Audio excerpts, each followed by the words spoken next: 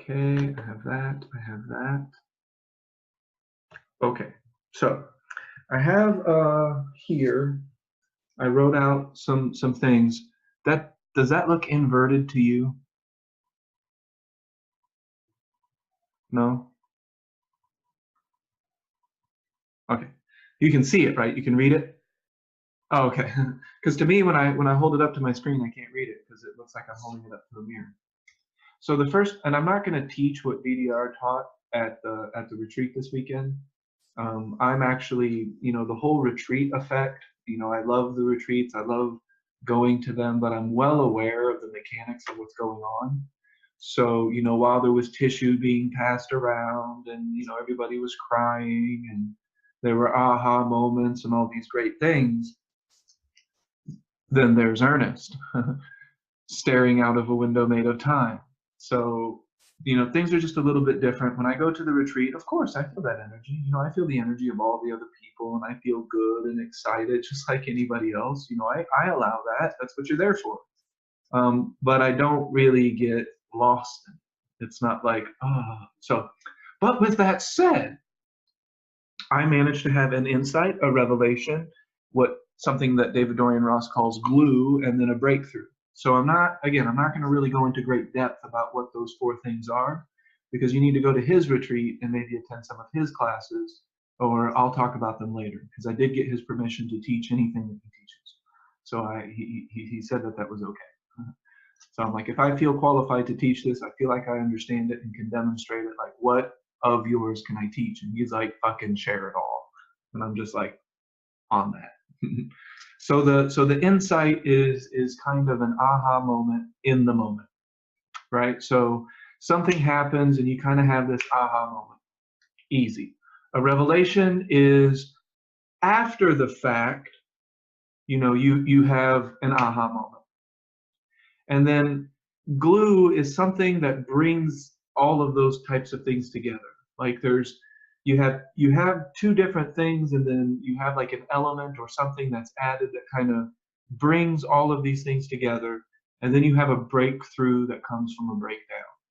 And according to David Dorian Ross, when he explains this, the breakthrough implies pain. It implies a degree of suffering.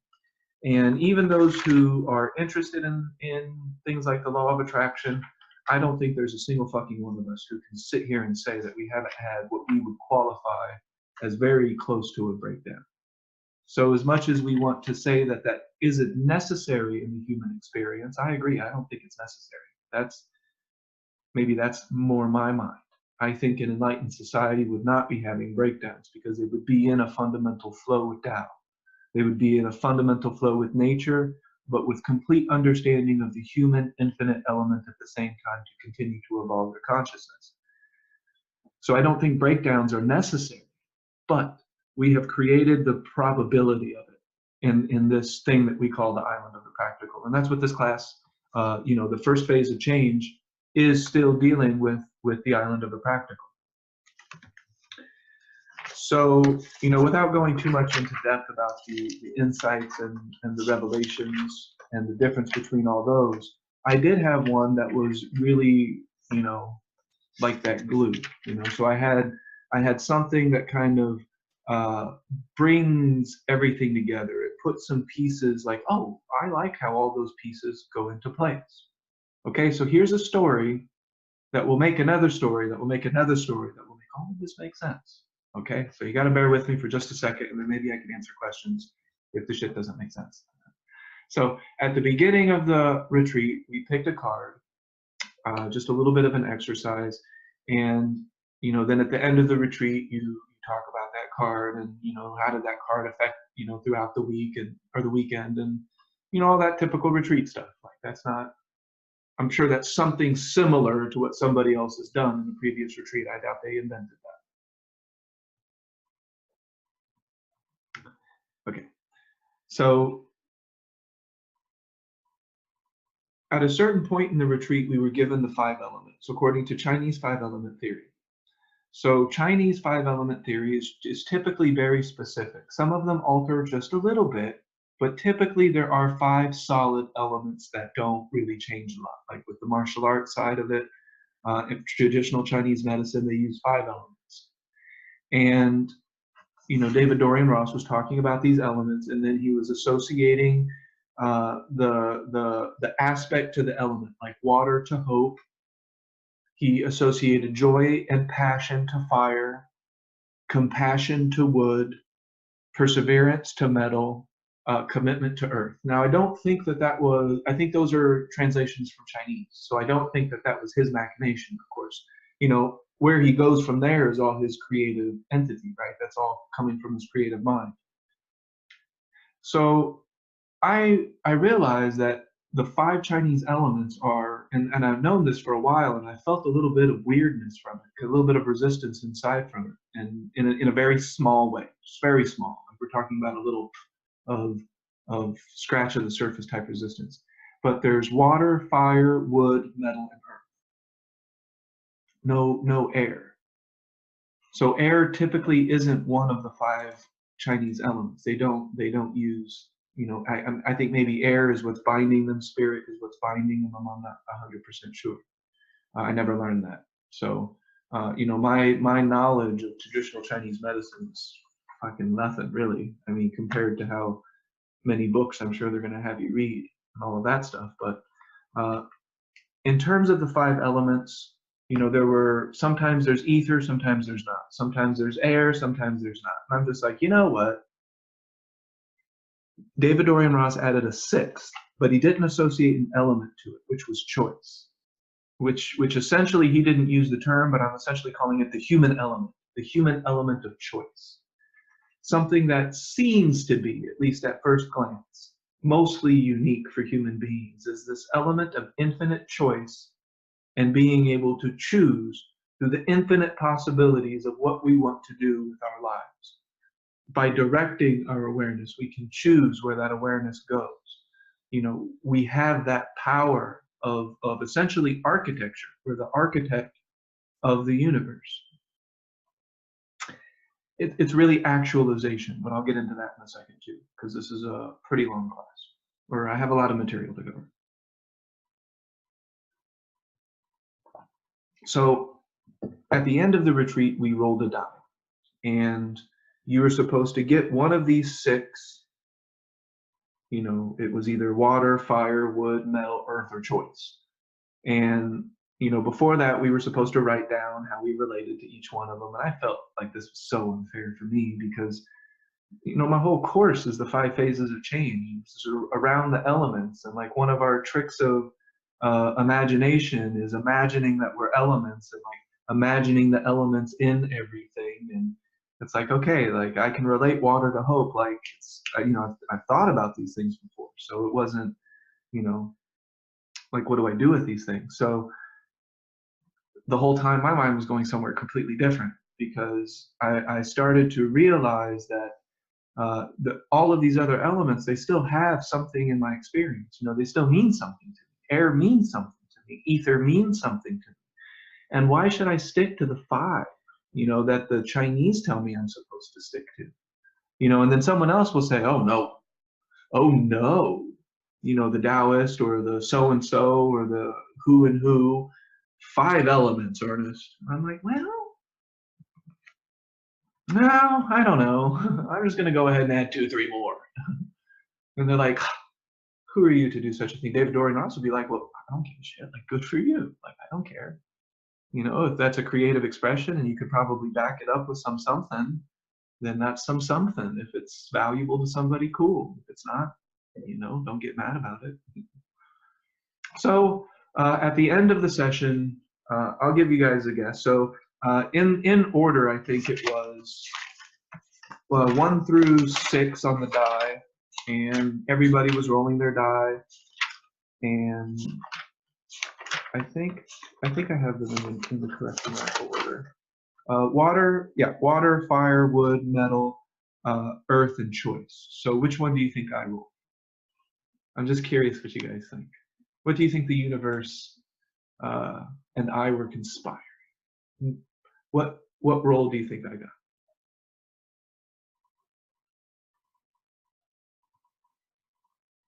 I think I'm the. No, I think one other person may have. Yeah, I'm not sure. Fire? Which one? 5? Fire? Earth? Is that what you said? I said fire. Fire. No, that was number 2. Jen says water. Nope, that was number 1. Was it Earth? Nope, wasn't Earth. Wood? How many Nope, wasn't wood. It was choice. Yeah. Choice. So I rolled choice, and so instead of following the assignment, my mind kind of. Was it you rolled the dice? Sorry, was it you rolled the dice and it's given to you? You didn't actually choose it.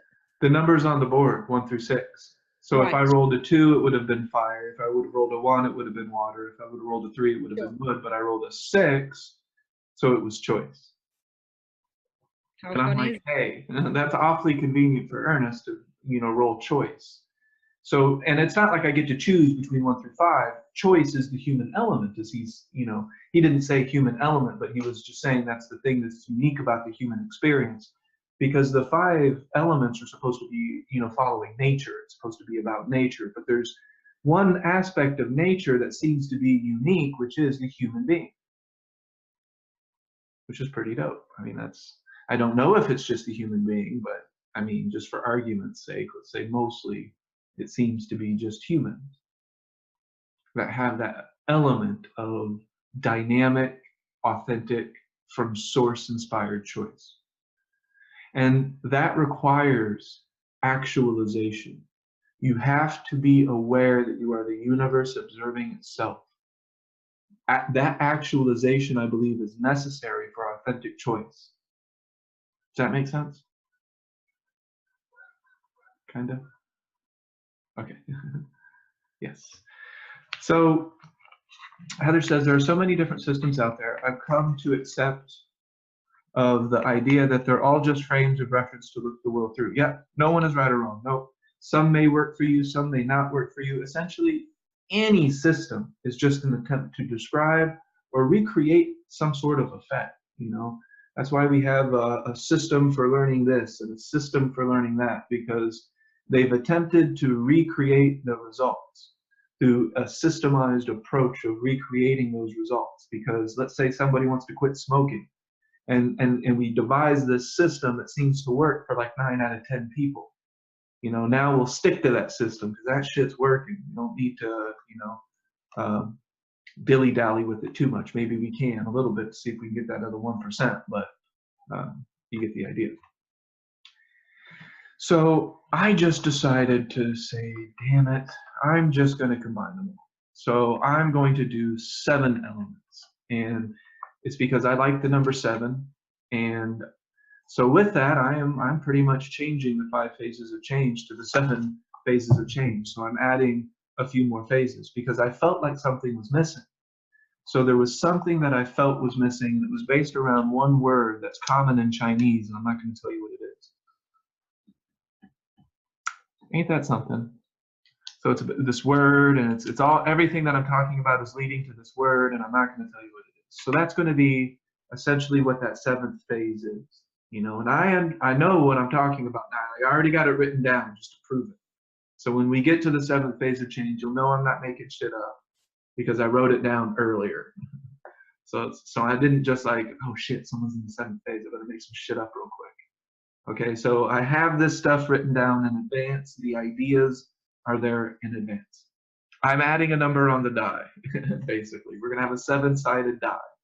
We can do that. So I'm adding a little bit of extra. So here are the slides that I have for today, and it could very likely lead to some questions. You'll be able to find this video in chapter 4.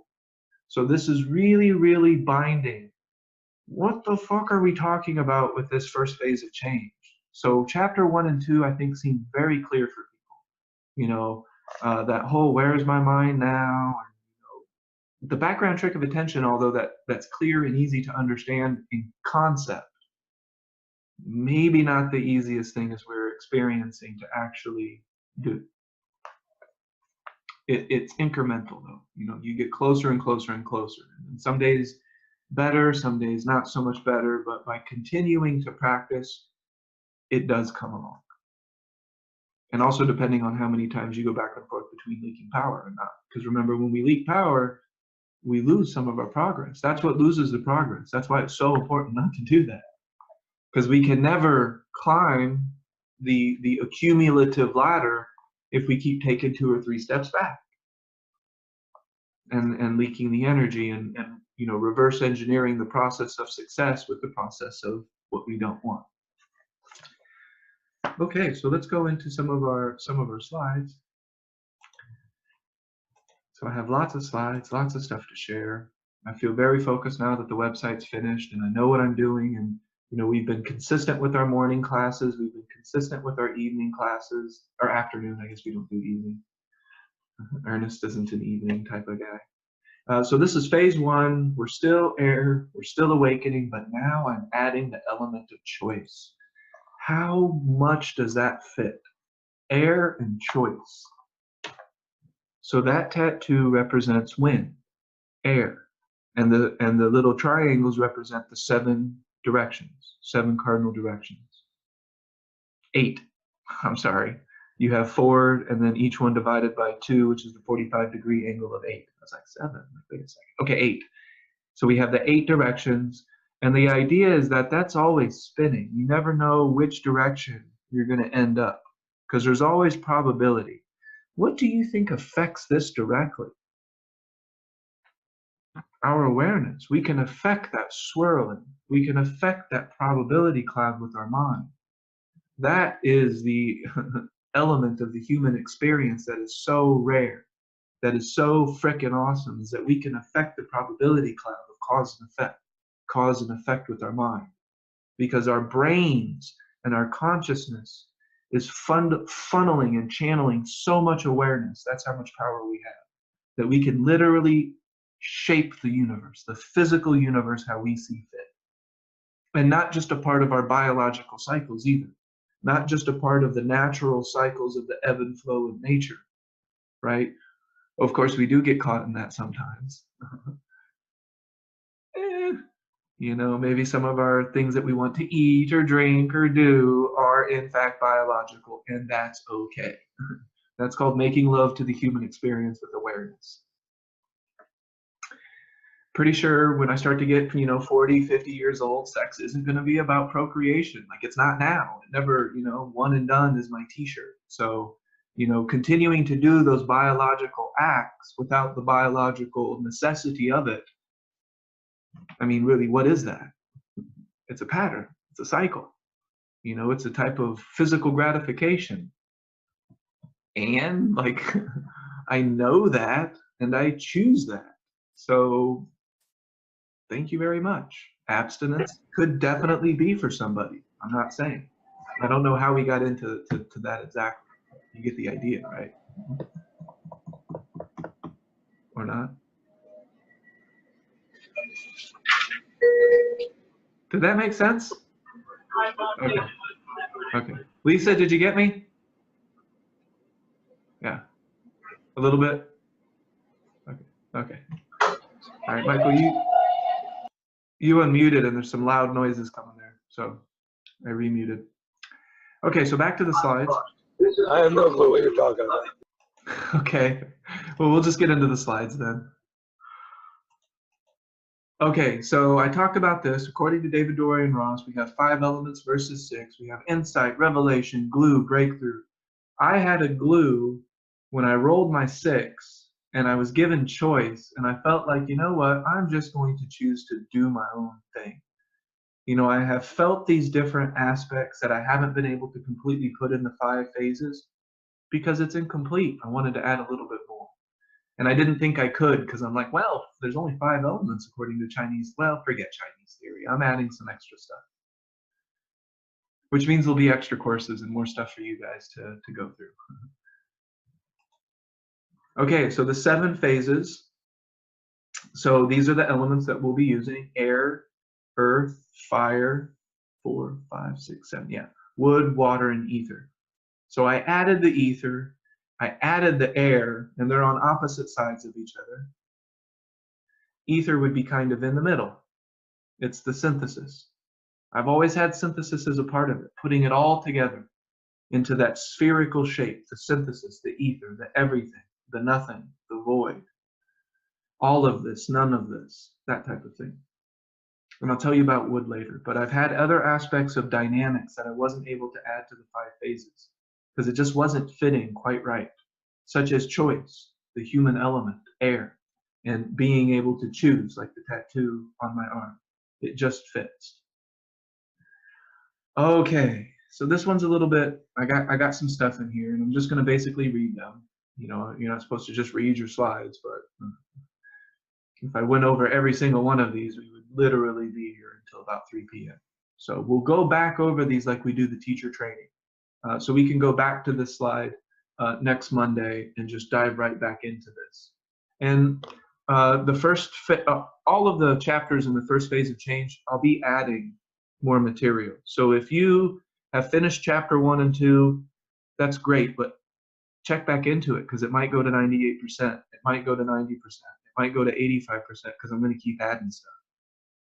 You know, the creation isn't stopping. It's not like phase 1 complete. It can't. It's too dynamic. You know, I'm learning too much. There's too many new things that you guys are telling me in terms of tricks of attention. You know, if I hear a great trick of attention, I'm going to add it to the course. I don't care if, and I'll give credit to who thought of it. It's not about me, and it's not about the person who thought of it. You know, can this help somebody? Can something I did that worked for me help somebody else? Because that's easy to share. All right.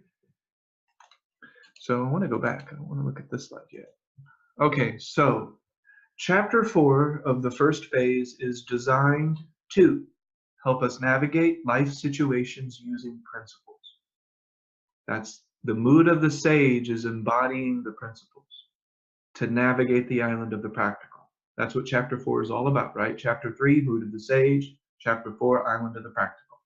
Chapter 1 was this awakening process where we stop the leaking power, and that is, what did I call that? Number 2 is counterbalance. Oh, basic alignment. So chapter 1 is basic alignment. Chapter 2 is counterbalance to balance.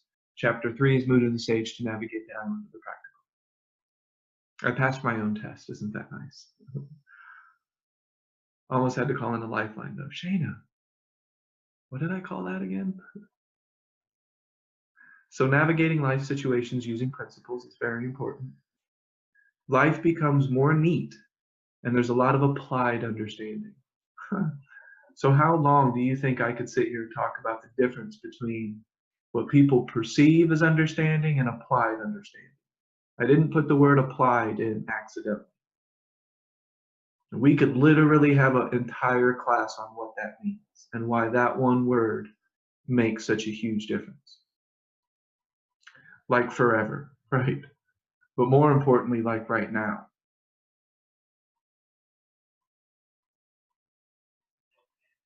We're either applying it now or we are not.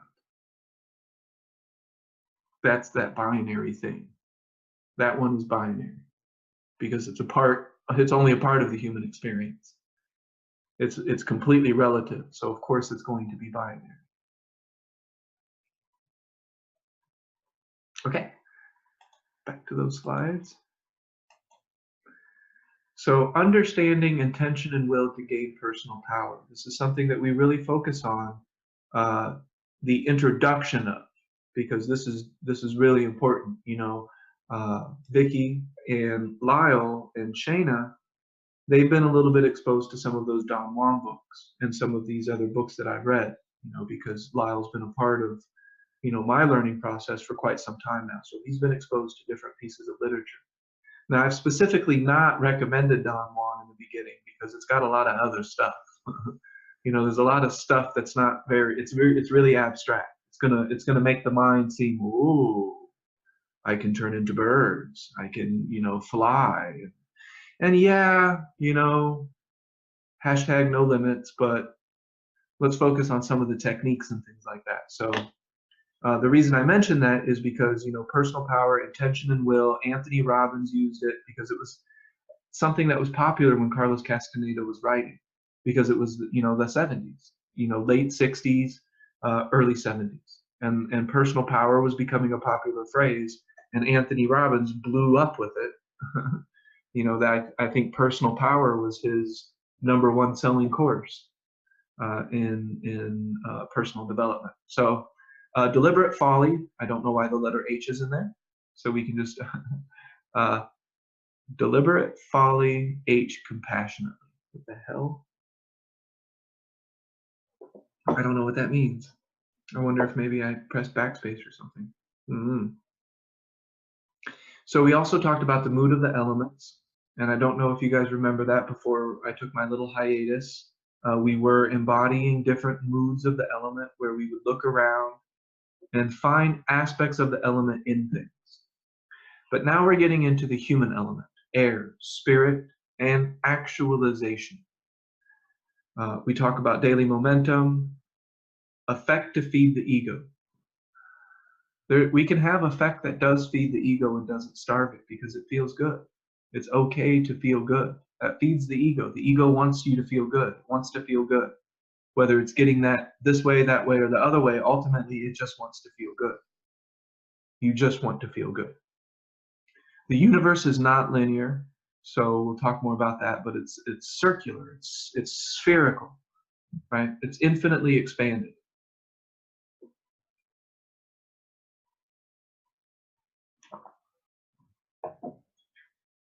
And then in chapter 4, we talk a lot about the background of peace and choosing to find love.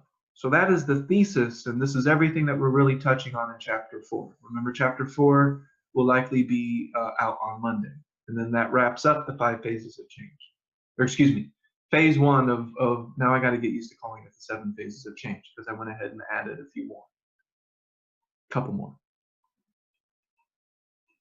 Ether and wood are the 2 that were added. Questions so far? It's a lot of talking, a lot of words. So where are we now? Does anything make sense that I've been talking about so far? It's good to know stuff clicks. Usually when you have questions, stuff is clicking.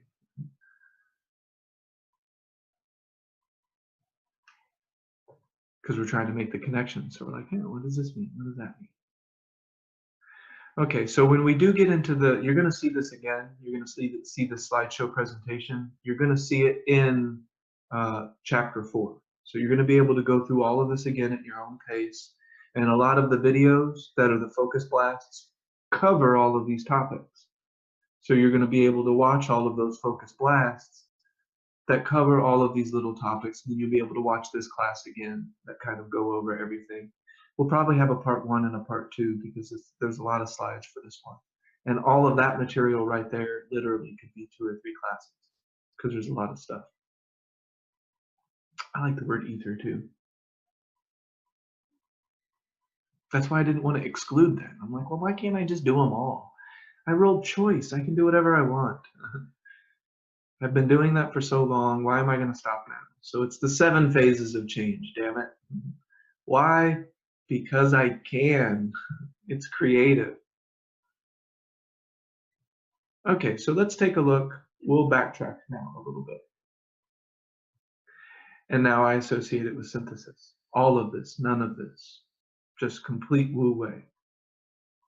The unknowable. We don't really know it because we are it. We just operate as it, in it. The moment we think about it, we kind of separate it from it. Yeah. So that would be more like the circle around the star, the encompassing it all, bringing it all together. I was back.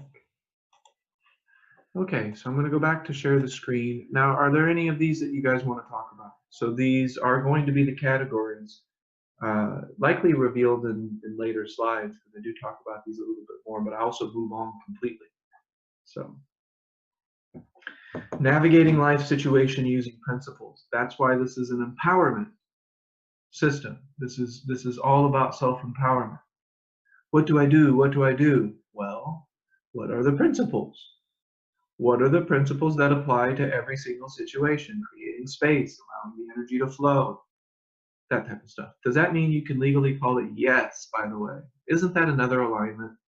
Now I can call it the 7 phases of change, and I probably don't have to add of the transcendental, although I still can, just to be extra safe. But yes, there is no 7, there's no Chinese 7 phases. And lucky number 7, come on, it works. And air really feels like it works really well with the human element and choice. I think. I don't know. Felt good to me. Okay. I like air and ether included in too. Yeah, and there's going to be 4 more chapters for both of those. So more fun stuff that I get to create, and that's fun for me. So now I want to talk a little bit about one of these in particular, and it's an important one, and I hope that you guys can kind of resonate with what I'm talking about here. So we have all of these different things here, but I have one word that I really want to look at, and it's the word actualization. Actualized. I heard this word over the weekend. It's a word I've used, but I forgot. And I'm like, yeah, there's that yummy word that I like. Thank you for reminding me. Glue. Thank you for that glue to bring some things together for me. Actualization. Actualized. What would it be like to walk around in our lives actualized, fully aware of what we really are? You know, fully aware of that, but while still making our choices, still doing what it is that we want to do in this thing that we call our life experience. Having fun, having friends, having family, you know, having personal things that you may want. You know, maybe there's items that you'd like. You know, maybe there's a living condition that you think would be ideal. You're entitled to all of that. Like who says that you can't have whatever the hell you want? You know, we follow principles though, of course. I have to add this, okay? We can have whatever we want, but let's follow some basic principles to get us there so that it lasts and that we're operating from a place of love. That's important. So actualization to me is awareness that I am all of this while navigating the island of the practical. That's like a functional awareness, a functional actualized. How did I word it? Applied understanding to actualization. I think that's how it would sound to me. Whoops, I'm in my slideshow.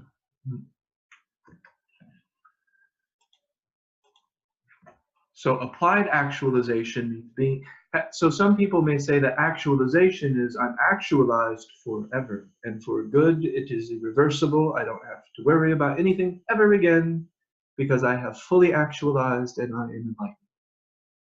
I'm calling bullshit.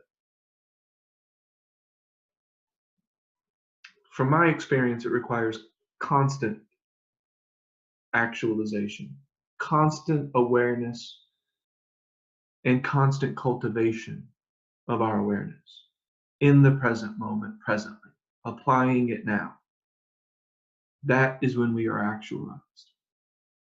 So very likely every single person, I don't care what guru they are, what master they are, unless they're Buddha or some other figure of that type of stature, then if that's even a thing, I really don't know. I'm not Buddhist, so I can't say. I don't know. I've never seen anybody excel to unexcelled perfect enlightenment. So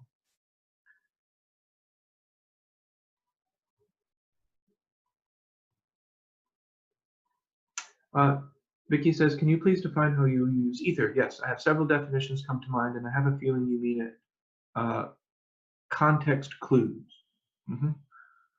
Yeah, so context is important because I'm making shit up. You know, this is a creative experience of a lot of different things. So ether in a scientific term, you know, they were using that as space. You know, at a certain time, it was like with the A, right?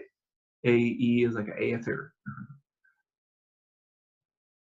Do you mean to say that We actualizing is an ongoing process, never ending. You are either actualized now or you're not. It's a verb, like we're doing it now or we're not. So yes, it's an ongoing process. It's not a process per se, it's an ongoing thing happening now or it's not. Does that make sense? So we're never trying to get there, we just get there, or we're not getting there. Does that make sense? Enlightenment isn't far off. We're never really getting anywhere. It's here, it's now. Okay, I'll come back to that. But for ether, so the ether that I'm saying is like it's out into the ether. It's off into the ether. And the way that I'm using it is more like my mind went to chemistry. Yes, more like urethral. Yeah. So I think if you just look it up, it's like above the clouds. Like it's off into the nothing. Like entropy. Not urethral, ethereal. Ethereal. That's what I meant to say, yes. I like words when they're said out loud. Abyss, I would say more totality. Everything. And it can't really be defined. It can't really be, you can't really put a name on it because you are it. Good job, Michael. Thank you. I'd have been saying Burgoyne for who knows. The nameless. Somebody didn't tell me bourgeois. The nameless. The nameless. Also, and the word that I circled that will be, you know, that final thing, formless. And that comes from that's a term we use in Tai Chi. Formlessness. When you don't really need the practices as much because you've gained the momentum necessary to be more consistently actualized. It's gotten really, really easy to navigate the island of the practical due to that momentum. Does that make sense? Heather, I think of non-physical as well. Yes, physical, non-physical, it's a combination of all of it, right? It means nothing and everything at the same time. It's a lot like Tao, a lot like the word Tao, the way that I'm using it. The unseen, yet it's everywhere. And we see it all the time. Isn't that such a conundrum? Like, what the fuck is he talking about now?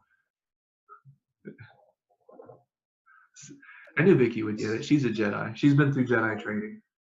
She failed because she has some tendencies towards the dark side, but she does understand the Force. The Force. That's what I was going to say. It's like the Force. Kind of like the Force. It permeates all things. It is all things. It's what gives us power. It is power itself. It is the it is. We cannot define it. That's the key element. You cannot define ether because we are it. It is it. It's everywhere. It's nothing. You can't define it. It's so non-physical, it is the unknowable. I have to have the element of the unknowable in there. Where is that element? That element of the unknowable is completely in alignment to the perception of the heart. We don't know what we don't know, and there's some things that we can never know because we are it. We can never be aware of awareness, for example, because we are it. We can't step outside of it to observe it. So there will always be that aspect that is unknowable because we are it. We can only feel and experience and be it. Does that make sense? So there's always something right outside of our perception ability because we are the perceiver. That part, the perceiver itself, cannot be perceived because it is the perceiver. Does that make sense? This is in Eckhart Tolle, by the way. This is in Power of the Now, when he talks about you cannot observe awareness because you are it. You cannot step outside of awareness to observe awareness because you are awareness. Yeah, this makes sense, Ernest. Okay, good, because I just said awareness like 5 times in a row. No, this is... Okay. This is right along with... Yeah. It doesn't make sense? Or it does? Doesn't make sense. Yeah, usually when you say the same word 10 times in a sentence, it's like I just... That's the problem. You're starting to make sense. Yeah. You know, that's... Okay, I gotta write that down. That's the problem. You're starting to make sense. That's a good one. Conundrum. And that also ties perfectly to what David Dorian Ross was talking about over the weekend. I just can't tell you now. I gotta let that marinate. It seems to go with wave theory, like until you put a tension on a wave, like a particle in a wave. Yeah, It's all the same thing. So if you observe it, then it kind of spreads out and it becomes that wave. You affect like, it. It seems like that you with the vision affect it. Pretty, and the same thing, like if you're looking at somebody, you notice that they blink or that they pick up your awareness is looking at them, even if they're not with their attention on you. Yep.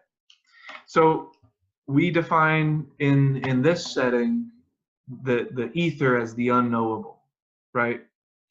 And that non-physical aspect of ourselves that is the totality of all that is. It is Tao. We could use the word ether and Tao, I think, interchangeably really well. The Tao that can be named is not the eternal Tao. The ether that can be defined is not the ether that we're talking about.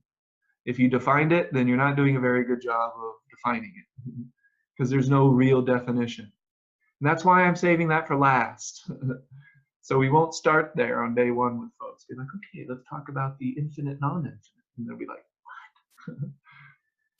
Yeah, that's a fun thought for me. I'm going to do that just for fun one day. Day one, we're going to start talking about that phase 6 stuff, phase 7 stuff. And that ultimately gets to formlessness. And that's also kind of what we're thinking about looking at too. So let me go back to Jen. So Jen, let's see, back here we talked about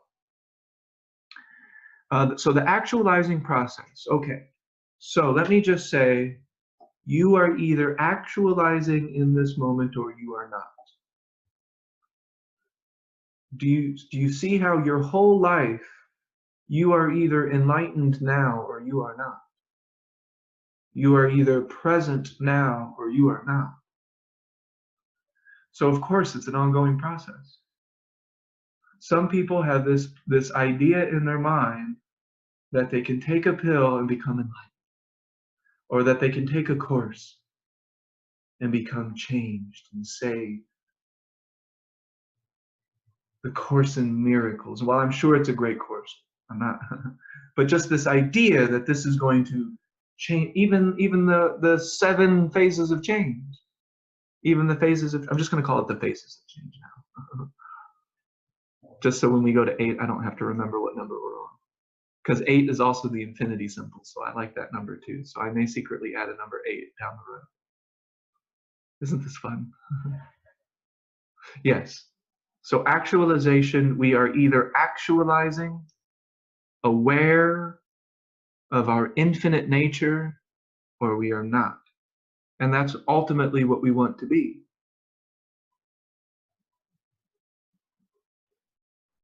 Actualized. And what's interesting is that when we're fully actualized, it's not an intellectual thought process. It's not thinking about actualization.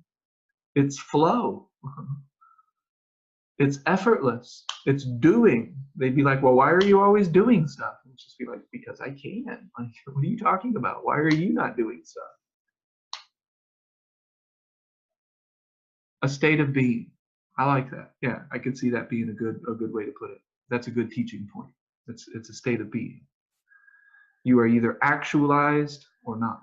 Like, imagine that, like, bright awareness expanding in all directions, completely tuned in and connected. And those moments happen. At first, we might even want to cry.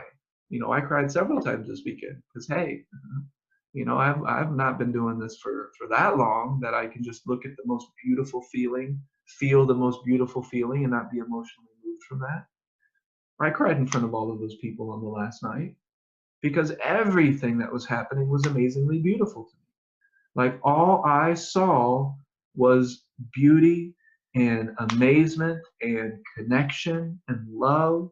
The mountain, the rain, the people coming together, the sharing, the movement, the hugs. That's a lot of love. Like, I was really feeling that. And I was okay getting emotional and sharing that. A lot of the times I was really just letting myself have that. Why not? Now, do I want to exist in that extreme? No, because that will start to not feel good. But it felt right. I enjoyed it. So I enjoyed telling them, you know, my story of the mountain opening up to me, and the first time that I had ever been above a hawk. I had never seen a hawk from above. Like, here I am looking down at a hawk and full flight above the trees, because it was a huge valley underneath those mountains, like a really dipping valley, really, really steep, really like a canyon almost. I see why they put that stuff there, because it was really impressive. And here that hawk is, and here I am above a hawk. Like, what a great opportunity to appreciate something like that. And then the sun opened up as soon as I thought that, for the first time the whole fucking weekend, because it was a huge deluge in North Carolina. I literally got drenched 4 times in one day. And I had to change my clothes. I was out of clothes on the very first day. I had one thing to wear. And I just set it all up to dry, and I just smelled like dried rain. The not quite fresh, but not quite bad smell of clothing. The kind of, could be clean. Not sure. Yes, the rain was quite intense. That's for sure. Okay, so we talked about a lot of stuff. We're at 52 minutes past. I only got to slide like 4. And there's quite a few there. 9 slides. So this is really about, so we will have to have a part 2, and I'll still post chapter 4 for you guys so you guys can start getting in it. But like I said, chapter 4 is continuous. It's Island of the Practical. So every week we're going to have a class on that, you know, because no matter what phase we're in, this Island of the Practical gets slippery sometimes. It gets really goofy. It's a weird world. This co-creative thing, you know, if we were just here, the sole creators, you know, things would make a whole lot more sense in the world. But it's just not the case. You know, we're a collective creating entity.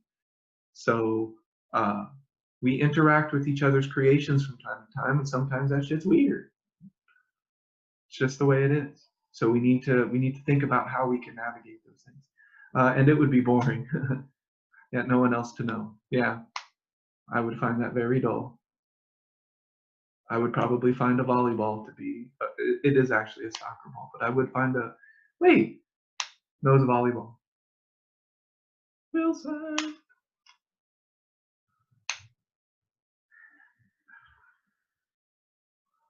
Is it almost like the Island of the Practical is what we're really here doing? We're navigating the Island of the Practical. Yeah, that's what we're here doing right now. We're navigating it. We're learning about it. The Island of the Practical is this. It's this. It's our job. It's, I got to be there by 5 o'clock. You know, I got to make sure that I'm balancing my calories. You know, I need more calories this week because some of their vegan food was inedible to me. You know, I like good food, but I do not enjoy biting solid pieces of ginger. That's just not my thing. If I bite into a chunk of ginger, that's just not my taste palette. I love ginger as a background, as a flavor, but I'm not just eating stir-fried ginger, like pieces of ginger. And that's just me. I'm sure other people just ate that up, loving it. But so I need some extra calories. Shayna's birthday, so we're going to go out for her birthday dinner. Jill says, I dropped my wireless mouse and the cover fell off and the battery fell out for the millionth time. To die, I thanked it for putting up with my abuse. That's a good way to do it, yeah. And that's, in a way, that's honoring the non-physical of the thing. You know, someone would be like, well, why are you talking to a mouse? Honoring the non-physical with my awareness. Aren't we always in all of the phases, though? As in, like, even as we move on, we never kind of move out of phase 1. We never move out of phase 1, but I wouldn't say that we're always in all 7 phases, because I would say that you are not you're not actualized if you're not actualized. So you're not there in that synthesis if you're not there in that synthesis. Just as we move forward.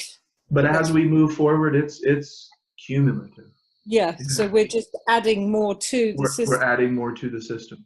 It's completely cumulative. So when we get to phase 2, 3, 4, it's not like don't need that phase 1 stuff. Yeah. No, that doesn't. Yeah. I know.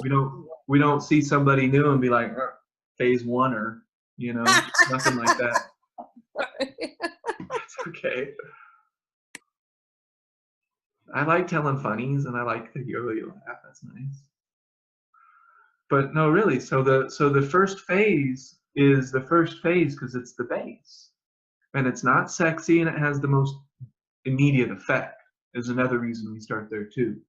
And leaking power is where we must start. And I emphasize that again from some of the one-on-ones, that leaking power, and that's chapter 2 of Cipher of the Divine, leaking power. So you're going to get some stuff on that. But the reason leaking power is so darn important is because we cannot be actualized and leaking power at the same time. No, it does not happen. Those are two opposing forces. They will not play on the jungle gym together. Okay, bye, Jill. Thank you. Yeah, those are not compatible. So those two just don't play nice. So we're looking for actualization, which feels like flow. It feels like connection. It feels, if we were going to use a word, it has to be love. Like the feeling that we're wanting to describe of deep connection, of actualizing, and that's what connection is. We have connected to all of it. We realize we realize that we are all of that, and not just I am all of this, guys. Like I know I'm all of this. No, it's, you know, you feel it. It's something that is visceral in your experience, and oftentimes we don't want to talk about it right away. We're just like, oh, I can't talk about like this feeling just yet. Like I need to process this. I just happen to have a knack for immediately taking things into words, understandable words. That's just a thing that I can do pretty well. So. Okay, so we will continue this in part 2 next week, and we'll finish up the rest of those slides next week. Tomorrow is phase 2, and remember we started with allowing. So tomorrow I am going to have essentially the outline of chapter 1 of phase 2. And by the end of mid-2019, it looks like now, because we've added 2 more phases, and the 8th phase just looks like it's around the corner, because I love that number 8. So if we can figure out how to fit in one more, just because I can, I would love a groovy number 8. But I also like 7. Yeah. But 7, lucky number 7, we just needed to avoid 6. We don't want anybody not coming to the Academy of Conscious Creation because of the 6. Oh, I bet that would happen. Ernest, there's 6s all over your website. Do you know that? Yeah. So no unlucky numbers on Ernest's website. 7 is the number that we're working with. There are no unlucky numbers. I know.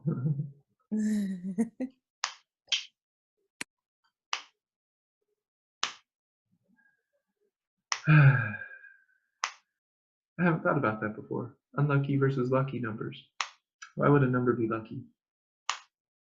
Because you win a lot of money if you get. Actually, there are lucky numbers now that you think about it that way. If 6 gives you $1 billion, pretty. Yeah. But if you look at 6 on a dice, it's the 2 3s. It's like I always think of it like soldiers. Very strong. Like they're lined up. Yep. Yeah. Yep. Alrighty, so that is our stuff for today. So stuff for tomorrow, we have 6 a.m. or 5 a.m. Facebook Live coffee time. We're going to talk about the second element that David Dorian Ross was outlining. So today I talked about water and hope for my Facebook Live. Tomorrow I'll talk about fire, joy, and passion, just for fun, because I rolled choice. So I get to do whatever I want as far as I'm concerned. He didn't clarify. So as far as I'm concerned, rolling a 6 means you get to do whatever you want to do with your challenge. Oh, did I mention that? It was a 30-day challenge? Yeah, it was a 30-day challenge. So if you rolled a 1, you were supposed to, you know, work with water and hope and you know, that connection in your life. It was a challenge. Yeah. I forgot to mention that. And then 1 p.m. we have phase 2 class, one-on-ones. The private student thing is up. So if you're interested in being a private student, go purchase that, because after I get 10, I'm turning it off for the month. And then those folks who are private students can go schedule their 6 one-on-ones, and then I'll get busy making your private course. And then when we have our one-to-one sessions, I'll start recording those, and you can start sending me questions, and I'll start sending you 5, you know, 3 to 2 hours. We'll see. Your video response could be anywhere from 3 minutes to 2 hours. You know how I go sometimes. So if it's a really good question, expect a really good answer. So, but yeah, so that's just an extra perk. And then also starting in June, I'm going to do the focus blasts. You'll have the extra focus blasts in the subscription. So there'll be an extra, you've probably already seen it, of course. I'll start throwing the 3 focus blasts a weekend. Okay, so I don't know if I have other announcements, but yeah. Okay, so I will see you guys tomorrow for movement class, and I'll see you for anything else that I see you for. Pretty much sums that up. Okay, I love you guys, and thank you for joining me. Thank you for letting me share my mind. Oh, last thing. So from now on, I am going to part ways like that, because David Dorian Ross at the retreat mentioned that he has never told anybody to do that, but he always does it himself. And it's the one thing that I want to do to honor my teachers. So I don't really I haven't been doing anything to honor the non-physical of my teachers and my teachers' teachers and my teachers' teachers' teachers, because I believe that what we're doing is we're building upon the wisdom of the sages. You know, that's what we're supposed to be, as the sages of now for the sages of tomorrow, to build on what we're doing. That just makes sense. So thank you so much for joining me, guys. I really appreciate you being here.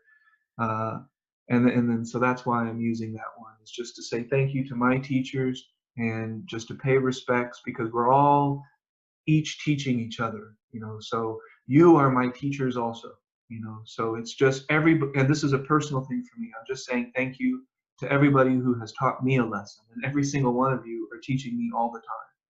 So I appreciate David Dorian Ross's teaching, Ma Long's teaching, you know, Joshua Grant's teaching, and even my mentor, Judy, for Tai Chi Fit. You know, she called me her student today in their 8 a.m. flow show, and I felt good with that.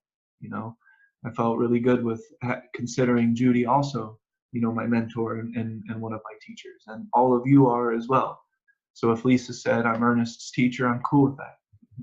You know, because you've taught me so much. You guys have all taught me a great deal about myself and every aspect of me. You know, I'm constantly learning more. So I really appreciate you guys. I feel a lot of love, and I'll see you guys tomorrow.